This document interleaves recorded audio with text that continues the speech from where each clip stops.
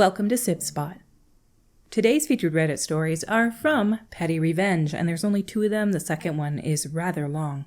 My coworker has it out for me, so my revenge was to do her a favor. I wanted to tell my story of potentially the least effective or potentially most effective petty revenge I performed. I'm a 29 female bartender working at a small but very popular pub. I've worked there for over 3 years and have worked my way up to the shifts I want, so I often work 5 to 6 days a week. I worked 6 days straight closing the bar, which is a lot because unless it's Friday or Saturday, I work alone and we have to clean the entire place. Sweep, mop, clean the toilets, etc. It's busy and I can sell anywhere between $1,000 to $3,000 a night. One time $3,700 with a busser, but other than that, always alone, no help. Server, bartender, host, and food runner. Anyways, I close that final night, I do the entire checklist as usual, and I leave the place as clean as I always do. The next day, the opener sent out a message around 1 p.m. that said, "There was a full case of Pinot upstairs, 1.5 bottle in the fridge. I have a bottle on ice for a couple that specifically came in for the Pinot. If we are super low on stock, have a quick gander upstairs." This employee gets 1 shift a week. She has proven to not be the strongest and completely has it out for me. Stocking the wine is a day shift job. When she got there at 11:30 a.m., she could have taken a gander in the fridge and stocked accordingly. So here is the petty revenge. I question whether this is actually petty or just satisfying to me. So if I close and I know she's opening, I will put the chairs up, and we don't put the chairs up. But even though putting the chairs up is annoying as heck, if she's gonna complain about my clothes, then I better do a thorough job. When we worked the next time together, she acted like I didn't exist, like I wasn't there. I didn't do anything. That's what bothered me the most. Then guess who needs a shift covered that weekend? Her, of course. So who took it? Me, of course. I felt satisfied with the fact that as much as she wanted to hate me, I was there to help her out. Not gonna lie, OP, I don't see how this is petty revenge. What about you guys? I'm thinking about it, looking it over, it doesn't seem like petty revenge, and it also doesn't seem very nice that you admit in this that she's not the strongest person, but you put the chairs up on the table, what, so she has to take them down? And what is this about this case of Pinot? She said that there's a case of Pinot upstairs and that she keeps 1 in the fridge and 1 on ice? Again, that could be because she's not strong. Maybe she has a bad back or something. I don't know. It doesn't seem like very good petty revenge, and it doesn't really seem like it's deserved. I don't see how she has it out for you because she told you there's a case upstairs, and there's a bottle in the fridge and a bottle on ice. Maybe I'm missing something, though. If you guys see how this is mean on her end, please tell me. I don't see what she did to deserve this person's ire. Anyway, story number 2 is a long one. It's by Compile Commit. Seat stealer gets what she deserves. So this happened to my cousin 2 months ago. He was flying from Ahmedabad to Kolkata on Indigo Airlines. Since he's tall, I made sure to book him an exit row aisle seat well in advance and even paid extra for it. Fast forward to the day of the flight, he boards, finds his row, and sees someone sitting right in his seat. The entire row is filled, but there's clearly been a seat snatcher situation. Undeterred, he approaches the woman in his seat. Let's call her Karen. Cousin. "Excuse me, I believe that's my seat." Karen barely glances up. "No, there's no way. I always book the aisle seat." Cousin. "Maybe you're just in the wrong row? Mind checking?" Karen sighs dramatically. "Look, this is my seat. Maybe you're mistaken." Cousin firmly. "Well, my ticket says this seat. Let's check with the flight attendant, shall we?" My cousin heads to the front of the plane and explains the situation to an attendant. She confirms that the seat is indeed his, but instead of escalating, my cousin decides to play it cool. He returns to Karen with a new idea. Cousin. "I spoke to the attendant. She confirmed it's my seat, but since you seem certain, she's offered me a complimentary upgrade to business class." Karen, suddenly interested. "Business class? Really?" Cousin. "Yeah, though honestly, I prefer the legroom in the exit row.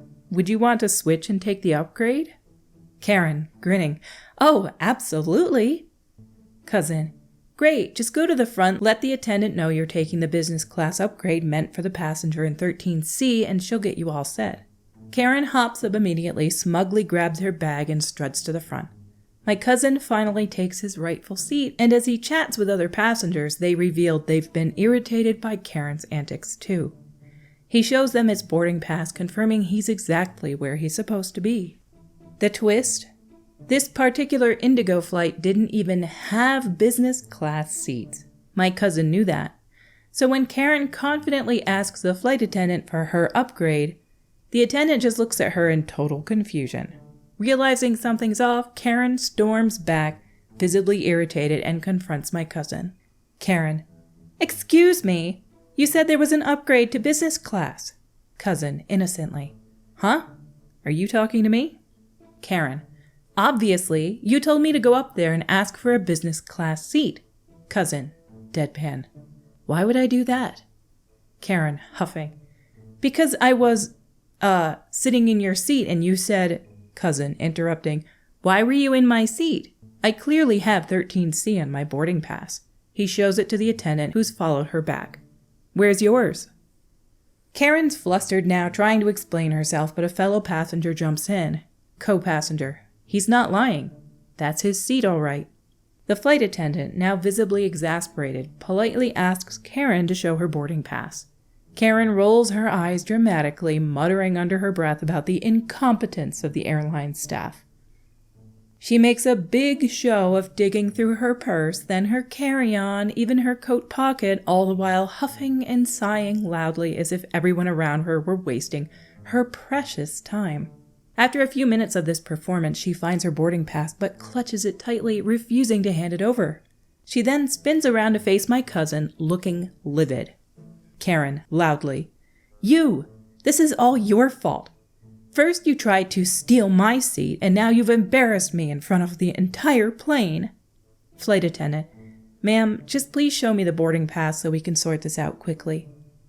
Karen, ignoring the attendant: "Do you know how much I fly? How often I choose aisle seats because I need them?" She gestures around wildly. "But today I have to deal with some random guy who thinks he can just barge in and claim my seat." Her voice is growing louder, and passengers around them are beginning to shift uncomfortably. By now, Karen's frustration has transformed into a full-blown rant, complete with finger-pointing and accusations. She goes after everyone: the airline for hiring incompetent staff, the attendant for not knowing anything, and my cousin, who she calls a liar and a cheat. The flight attendant attempts to calm her down, reminding her that they're causing a delay, but Karen is relentless, her voice escalating with every second that passes. She accuses the airline of disrespecting loyal passengers and shouts that she'll file a complaint so big they'll lose their jobs. By now, nearly 20 minutes have gone by and passengers around her are beginning to sigh and check their watches. Eventually, the captain is informed of the situation and comes over to assess the problem. Captain, firmly but calmly: "Ma'am, we need you to show your boarding pass right now, or I'm going to have to ask you to leave the plane." Karen is shocked. Her face flushes as she realizes that her show isn't working. She finally hands over the boarding pass to the captain, who glances at it, then looks back at her with a raised eyebrow. Captain: "Ma'am, this says 22B. Your seat is 9 rows back, and it's a middle seat." There's a stunned silence as Karen's face goes pale. She tries one last-ditch excuse. Karen, defensively: "This is just... It's so unfair. I'm under a lot of stress, and I just can't sit in a middle seat. I need an upgrade for this horrible experience." Captain, firmly: "Ma'am, either go to your assigned seat or you'll need to deboard." Defeated, Karen finally gathers her things, her face burning red with embarrassment as she walks down the aisle towards her actual seat in 22B. Along the way, she keeps muttering curses under her breath, shooting daggers back at my cousin and the flight crew. Meanwhile, my cousin settles back into his rightful seat, and the flight finally prepares for takeoff. I can guarantee you, somebody has a cell phone out there with this entire exchange on it. I would not be surprised if they put it online at some point. But there's a chance that some people were just being polite enough to not record her having her meltdown. I am so glad, though, that people don't just give people their way when they're having a meltdown on a plane. Like, I don't want to sit in that row. I couldn't get an aisle seat, so I'm just going to take somebody else's. There's a lot of employees, flight attendants, captains, who don't want to deal with the headache and they just want a peaceful resolution. So in a lot of cases, they'll just ask the other person, do you mind sitting where they are supposed to be sitting? So it's actually really good that your cousin found a way to get her out of the seat by making her go to the front. It's not like they had leftover aisle seats. If they did, they probably would have given it to her. Just to avoid the headache some of these Karens cause. Our stories for today have come to a close. Until we meet again, have a beautiful day.